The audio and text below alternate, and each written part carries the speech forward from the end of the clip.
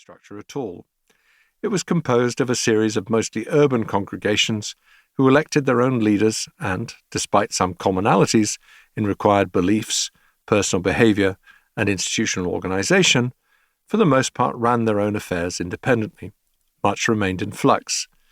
Even such a fundamental Christian doctrine as that of the Holy Trinity only began to find a generally agreed formulation after Constantine's conversion, and many issues of theory and practice, in any religion these tend to be closely interconnected, remained unresolved for a long time. Clare and Francis were cases in point. Despite their avowed New Testament values, they lived their religious lives within a specific understanding of what it meant to be a good Christian, an understanding which had been articulated by Paris theologians working within a century of their births. The preaching order which Francis founded was dedicated to spreading, Europe-wide, a view of heaven, hell, and purgatory.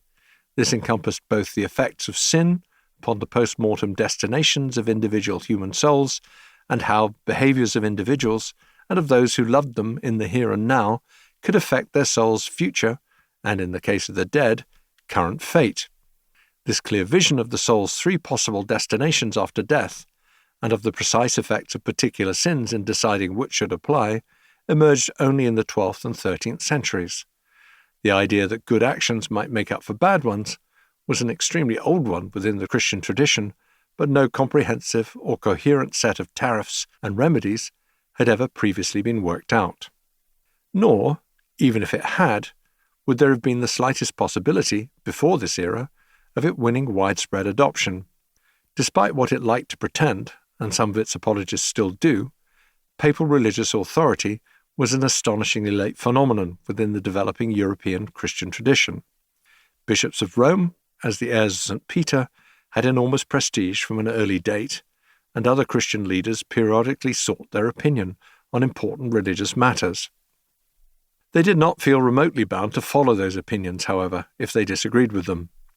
Correspondingly, as this book explores, emperors and kings exercised much greater actual religious authority than any pope for many centuries after Constantine, and not just in practice, but also by right, since it was generally accepted that Christian rulers were directly appointed by the Almighty.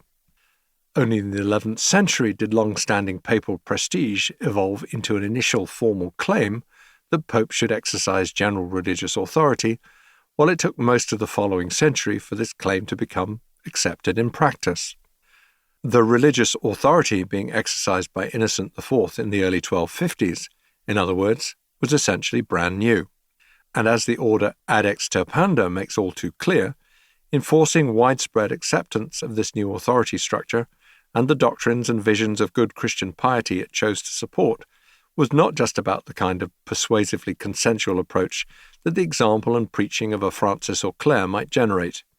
It also involved the application of considerable coercion, even if not all of it was as brutally direct as the physical torture that could now be legally applied to those deemed to be heretics.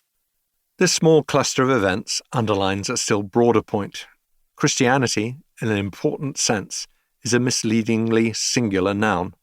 The Christian religion to which Constantine gave his allegiance bore little resemblance to the articulated monolithic religious cultural structure that had emerged by the 12th and 13th centuries, and that then dominated the vast majority of Europe's varied landscapes and populations until the Reformation took serious hold in the 1500s.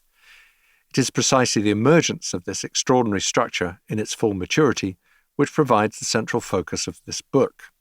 As such, its concern will eventually become the Latin Christianity dominated from Rome in the era of papal monarchy, medieval Christendom, literally the area where Christianity rules, par excellence. However, the separation from the Greek-based Orthodox communion was late and far from preordained, so that much of what follows, especially in the earlier chapters, has a broader geographical and cultural focus. Around 1900, when the task was first undertaken by professional historians, and for much of the following century, accounts of the rise of Christendom used to be straightforward to write. From the 1st to the 3rd centuries, the Christian faith spread gradually around the shores of the Mediterranean. In the 4th century, it then overwhelmed Greco-Roman paganism after converting the Emperor Constantine to take over the